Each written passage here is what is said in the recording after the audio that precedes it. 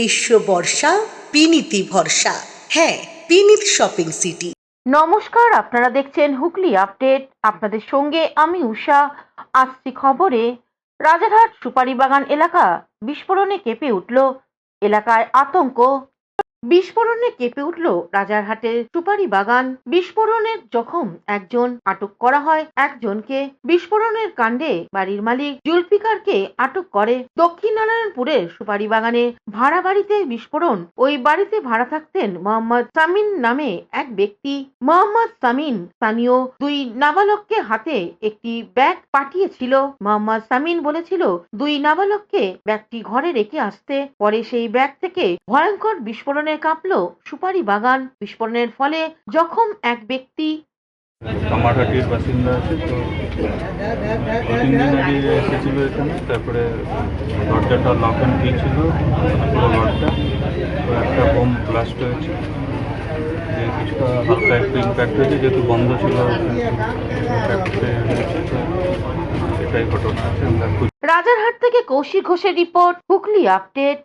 আমতলায় অভিষেক ব্যানার্জির কার্যালয়ে চলল বুলডোজার, এলাকায় বিশাল পুলিশ বাহিনী। দক্ষিণ 24 পরগনার আমতলায় শনিবার সকালে ডায়মন্ড হারবারের সাংসদ অভিষেক ব্যানার্জি দীর্ঘদিন বন্ধ থাকার কার্যালয়কে ঘিরে কড়া নিরাপত্তার ব্যবস্থা করল প্রশাসন। ডায়মন্ড হারবার পুলিশ জেলার বিশাল পুলিশ বাহিনী মোতায়েন করে গোটা এলাকায় নিরাপত্তার বলয় তৈরি করা হয়। প্রশাসনের সূত্রে জানা গিয়েছে, নির্বাচনের ফল ঘোষণার পর থেকেই কার্যালয়টি বন্ধ ছিল। স্থানীয়ভাবে এটি লিপস অ্যান্ড বাউন্সের অফিস হিসেবে পরিচিত। প্রশাসনের দাবি, সংস্থাটি মালিকানা অভিষেক ব্যানার্জির মা বাবার নামে ছিল। জেলা প্রশাসনের পক্ষ থেকে ভবনটিকে অবৈধ নির্মাণ হিসেবে চিহ্নিত করে নোটিশ জারি করা হলেও জেলা পরিষদের কেউ হাজিরা দেননি বলে প্রশাসনিক সূত্রের দাবি। এরপর সরকারি নিয়ম মেনে উচ্ছেদ প্রক্রিয়া শুরু করার উদ্যোগ নেওয়া হয়েছে। ঘটনাকে কেন্দ্র করে এলাকার সাধারণ মানুষের মধ্যে ব্যাপক কৌতূহল দেখা যায়। যে কোনো অপ্রীতিকর পরিস্থিতি এড়াতে পর্যাপ্ত পুলিশ মোতায়েন রেখে গোটা এলাকায় কড়া নজরদারি চালানো হচ্ছে। প্রশাসনের পরবর্তী পদক্ষেপের দিকে এখনো নজর সকলের। এটা এমপি অফিস, মানে অবৈধ এমপি অফিস, অবৈধ এমপির অবৈধ এমপি অফিস। অভিষেক ব্যানার্জি একটা অবৈধ এমপি, ছাপ্পা ভোটে জেতা এমপি, যে মানুষের গণতান্ত্রিক অধিকারকে প্রয়োগ করতে দেয়নি। ও এখানটায় এই রাতারাতি একটা বেকারিকে পুড়িয়ে, সেই বেকারিটাকে পুড়িয়ে ওই 4তলা অবৈধ বিল্ডিংটা করে, যার কোনো পারমিশন ছিল না। এবং ওই জমিটা কেনা হয় লিভস অ্যান্ড মাউন্টসদের নামে, যেটা হাইকোর্টের থেকে সিজ করা আছে ওই জমিটা। সেই জমিটাকে ইডি সিজ করে গেছে। সেই জমিটার বিল্ডিংটা একটা অবৈধ, সেইটাকে আজকে প্রশাসনের পক্ষ থেকে ভেঙে দেওয়া হচ্ছে। এই জন্য আমাদের মাননীয় মুখ্যমন্ত্রী, আমাদের আদরের শুভেন্দুদা, আমাদের ডিএম, আমাদের এখানকার এসপি, পুলিশ প্রশাসন সকলকে আমি ধন্যবাদ দেব, যে এতদিনে আমাদের যে দাবিটা ছিল, যে এই অবৈধ বিল্ডিংটাকে শেল্টার করে অভিষেক ব্যানার্জি যেভাবে ক্রিমিনাল রাজ শুরু করেছিল এবং এখানে পুলিশ প্রশাসনায় যেভাবে ক্রিমিনাল থাকতো, সেই ক্রিমিনাল রাজের আজকে প্রথম ধাপটাকে ভাঙা হলো এবং এরপর আস্তে আস্তে সব হবে এবং একদম সর্বশেষে ভাইপোকে গারদে পোড়ানো হবে। এটাই ডায়মন্ডবাসীর ইচ্ছা এবং আশা করব বিচার ব্যবস্থা এবং প্রশাসন আমাদের বিশ্বাস আছে এবং আমাদের সেই স্বপ্ন। ডায়মন্ড হারবার থেকে কৌশিক ঘোষের রিপোর্ট, হুগলি আপডেট।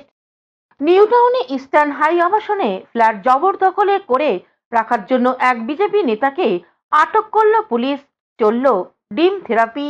নিউ টাউনে ইস্টার্ন হাই আবাসনে এক বৃদ্ধার ফ্ল্যাট জোরপূর্বক দখল করে রাখার অভিযোগে বিজেপি নেতা বরুণ বিশ্বাসকে আটক করার সময় উত্তেজিত জনতা তার উপর ডিম থেরাপি চালায়। সাম্প্রতিক সময় পশ্চিমবঙ্গে রাজনৈতিক ব্যক্তিত্বদের উপর ডিম ছোড়ার একাধিক ঘটনা ঘটলেও রাজ্যের কোনো বিজেপি নেতার উপর এই ধরনের ডিম হামলার ঘটনা এটাই প্রথম বলে মনে করা হচ্ছে।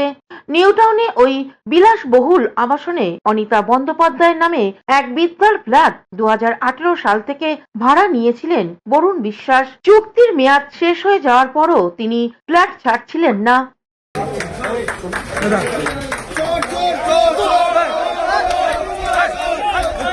নিউ টাউন থেকে কৌশিক ঘোষের রিপোর্ট, হুগলি আপডেট। এখন নিয়ে নেব বিজ্ঞাপন বিরতি। বিরতির পর ফিরে আসছি খবরে। ইস্কন ব্যান্ডেল চুচুড়া আউটপোস্টের উদ্যোগে আগামী 16 জুলাই রথযাত্রা 2026 অনুষ্ঠিত হতে চলেছে। রথযাত্রার শুভারম্ভ চুচুড়া সুকান্ত নগর সুকান্ত স্মৃতি জিটি রোড থেকে। পুনর্যাত্রা 24 জুলাই মাসির বাড়ি নবীন সংঘ 1 নম্বর কেওটা শাহগঞ্জ হুগলি থেকে অনুষ্ঠিত হবে। সবারই করি আহ্বান। আপনার চোখ যত্নের দায়িত্ব আমাদের। চোখের যে কোনো সমস্যায় চিকিৎসায় অরূপ বসু পরিচালিত ইএমএলসি আই হাসপাতাল, চোখের যত্নে সর্বক্ষণ। বড়বাজার, পুরনো লঞ্চঘাট, চুচুড়া, হুগলি। একই ছাদের তলায় অত্যাধুনিক কম্পিউটারাইজড চক্ষু পরীক্ষার পর চশমা ও লেন্স প্রদান, ছানি, রেটিনা অপারেশন, মাইক্রোসার্জারি। চক্ষু বিশেষজ্ঞ চিকিৎসক অরূপ বসুর তত্ত্বাবধানে ইএমএলসিতে চোখের চিকিৎসা মানেই ইএমএলসি আই হাসপাতাল। মোবাইলে যোগাযোগ 9874879507। আরও একটি নম্বর 9903077221। এছাড়া 9875466020। ইএলএমসি is a holistic weekend destination for friends, family, and couples and offers magic to soothe your body, mind, and soul.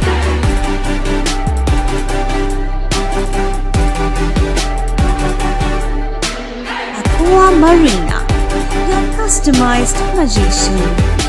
Welcome aboard and see the magic unfold. Amala nursing home.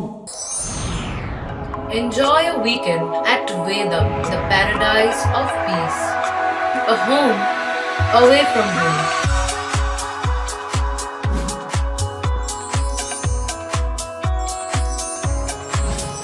See yourself resonating with the nature. Vedam welcomes you to create your best memories. বিরতির পর ফিরে এলাম খবরে। নৈহাটির টিএমসির দখল করা সিংভবন পুনরুদ্ধার করল বিজেপি। দীর্ঘ প্রায় 1 বছর 8 মাস বাদে বিজেপি কর্মীদের হস্তক্ষেপে শেষমেশ খোলা হলো নৈহাটি সিংভবনের সদর দরজা। 2025 সালে 31শে জানুয়ারি তৃণমূল জামানায় ভাঙচুর ও লুটপাট চালিয়ে বন্ধ করে দেওয়া হয়েছিল নৈহাটির বিজেপি নির্বাচনী কার্যালয় ও অনুষ্ঠান বাড়ি সিংভবন। আর এই ভাঙচুর ও লুটপাটের অভিযোগ ওঠে তৃণমূলের বিরুদ্ধে, যার মুখ্য ভূমিকায় ছিলেন নৈহাটি তৃণমূল কাউন্সিলর রঞ্জন কর্মকার ও তার দলবল, এমনটাই অভিযোগ। এমনকি এই সিংভবনের মালিক বিজেপি কর্মী বিকাশ সিংকে মিথ্যে মামলায় ফাঁসিয়ে জেলে পুরে দেওয়ারও অভিযোগ রয়েছে তাদের বিরুদ্ধে। শুধু সিংভবন নয়, সিংভবনের মালিক বিকাশ সিং এর বাড়ির উপরেও ভাঙচুর ও বাড়ির মন্দিরের ঠাকুরের গয়না ও লুটপাটও করার অভিযোগ রয়েছে।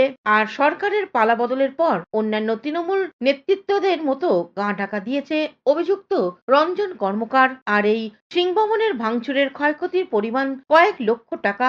এদিন সকল বিজেপি কর্মীরা একজোট হয়ে দীর্ঘদিন বন্ধ থাকা সিংভবনের সদর দরজা খুলে অভিযুক্ত তৃণমূল কাউন্সিলর রঞ্জন কর্মকার ও তার দলবলের বিরুদ্ধে প্রতিবাদের সরব হলেন।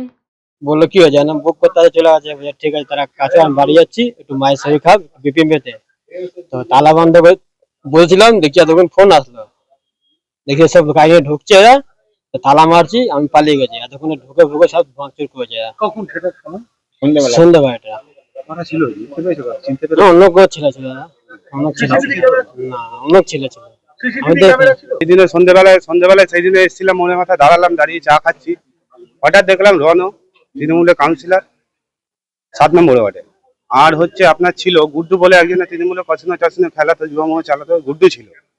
আর এই 10 নম্বর ওয়ার্ডে তৃণমূলের ওয়ার্ড প্রেসিডেন্ট যত সম্ভব ওদের ছিল কুট্টু যাদব বলে, civic volunteer. Bureau report, Hooghly update. শৈবতীর্থ তারকেশ্বরে শ্রাবণী মেলার নিরাপত্তার ব্যবস্থা খতিয়ে দেখলেন হুগলি গ্রামীণ পুলিশ। আসছে শ্রাবণী মেলা। হুগলি জেলার শৈবতীর্থ তারকেশ্বরের লক্ষাধিক পুণ্যার্থীর ভিড় হবে। তার আগে সতর্কতা দেখতে মোটরসাইকেল করে পরিদর্শন করলেন হুগলির গ্রামীণ পুলিশ সুপার কুনওয়ার ভূষণ সিং। পুলিশ সুপার সহ অন্যান্য পুলিশ অফিসার সঙ্গে নিয়ে সমগ্র এলাকার সমস্ত ব্যবস্থা দেখলেন। তারপর সাংবাদিকদের এক সাক্ষাৎকারে জানান, কোথায় কোথায় পুলিশ অ্যাসিস্ট্যান্স আছে, কোথায় মেডিকেল ক্যাম্প আছে, অ্যান্ড বাইক অ্যাম্বুলেন্স যা যা থাকবে, ওটাই একটু বেসিকলি প্রিপেয়ারনেস আমি চেক করছি। তারপরে কালকে তো একটু মিটিং আছেই, ওখানে যা যা আসবে ফিডব্যাক আমাকে দেওয়ার দরকার আছে, আমি ওখানে দিয়ে দেবো। ওটাই জন্য এটা একটু কমপ্লিট দেখি হচ্ছে, এখান থেকে complete up to the Tarakeswar temple and তারপরে যা এক্সিট প্ল্যান থাকবে এটা আজকে একটু ফাইনাল অ্যাসেসমেন্ট করে একটা। হুগলি তারকেশ্বর থেকে কৌশিক ঘোষ ও আশিস ঘোষের রিপোর্ট, হুগলি আপডেট। মা বিপত্তারিণী পুজো উপলক্ষে জামালপুরে উৎসবের মেজাজ সাধারণ মানুষের। পূর্ব বর্ধমান জেলার জামালপুরে শনিবার ও মঙ্গলবার মা বিপত্তারিণীর পূজা অনুষ্ঠিত হচ্ছে। এই উপলক্ষে মা বিপত্তারিণী মন্দির প্রাঙ্গণে শনিবার আনুমানিক 9,000 পুরুষ ও মহিলা সহ ভক্তরা উপস্থিত হয়ে লাইন দিয়ে সুশৃঙ্খলভাবে মা বিপত্তারিণীর পুজো দিচ্ছেন। পূজা কমিটির পক্ষ থেকে আগত জামালপুর থানার পুলিশ ও সিভিক ভলেন্টিয়ার এই পূজাকে কেন্দ্র করে সুষ্ঠুভাবে সকল আগত দর্শনার্থীরা যাতে পুজো দিতে পারেন সেই দিকে লক্ষ্য রাখেন। এছাড়া বারবার পূজা কমিটির পক্ষ থেকে মাইকে প্রচার করে সুশৃঙ্খলভাবে পুজো দেবার কথা বলেন। তাছাড়াও দর্শনার্থীদের প্রিয়জনদের খুঁজে না পাওয়ায় এখানে বারবার নাম ধরে প্রচার চালানো হয়। রাত 3টে, আচ্ছা, তার মানে এই মাত্র পুজো দেওয়া হলো, তা তো? তা আগের বছর মানে এবছর কি লোক সংখ্যা বেশি না কম? বেশি আছে। জামালপুর থেকে আশিস কুমার ঘোষের রিপোর্ট, হুগলি আপডেট। এখনকার মতন খবর এই পর্যন্তই। প্রতিদিন দেখুন হুগলি আপডেট। নমস্কার।